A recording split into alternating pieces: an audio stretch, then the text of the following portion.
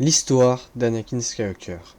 Il est sans doute l'un des personnages les plus complexes et tragiques de tout l'univers Star Wars. Héros de guerre, prodige de la Force puis traître, tyran et bras droit de l'Empereur. Voici l'histoire d'Anakin Skywalker. Anakin Skywalker est né en 41 avant la bataille de Yavin, sur la planète désertique de Tatooine. Esclave dès sa naissance, il vivait avec sa mère, Shmi Skywalker, sous la propriété du ferrailleur Watto. Mais ce qui intrigue encore aujourd'hui les plus grands maîtres Jedi, c'est l'origine mystérieuse d'Anakin. Il n'a pas de père. Shmi a simplement déclaré: Je l'ai porté, je l'ai mis au monde, je ne peux pas expliquer ce qui s'est passé. Pour les Jedi, cette naissance miraculeuse évoque une prophétie ancienne, celle de l'élu, celui qui ramènera l'équilibre dans la Force.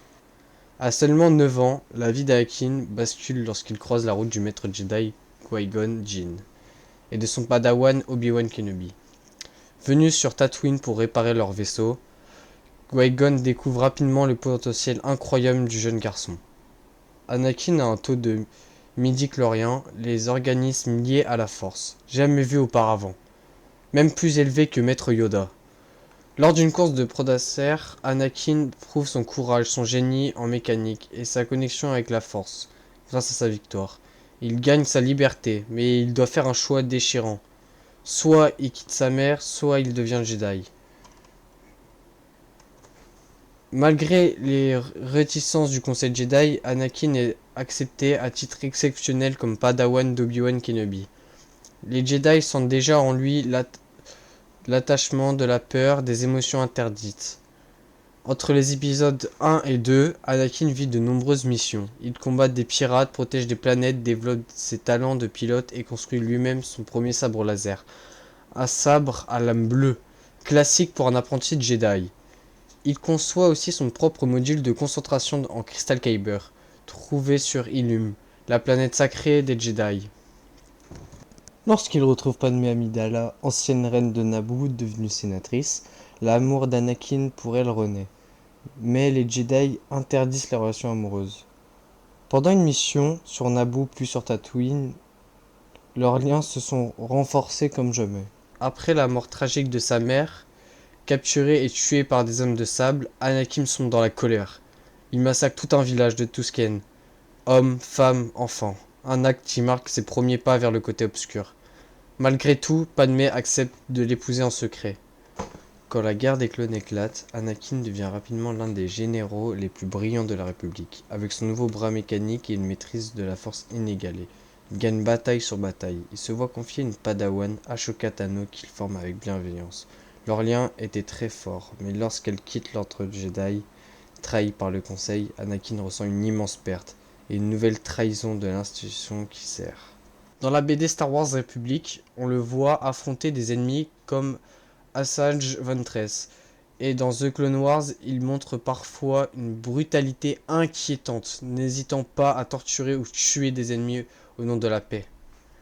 Pendant la guerre, Anakin se rapproche de plus en plus du chancelier Palpatine, qui devient pour lui un mentor, voire une figure paternelle. Palpatine, qui est en réalité Dark Sidious, Seigneur Sith, manipule Anakin en exploitant ses peurs, notamment celle de perdre Padmé, qui va mourir en vision.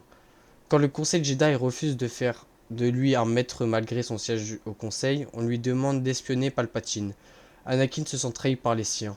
Finalement, face au dilemme de sauver Padmé ou rester fidèle aux Jedi, Anakin choisit le côté obscur. Il devient ensuite Dark Vador, apprenti de Sidious. Ensemble, ils lancent lors de 66 un massacre des Jedi orchestré à travers la galaxie.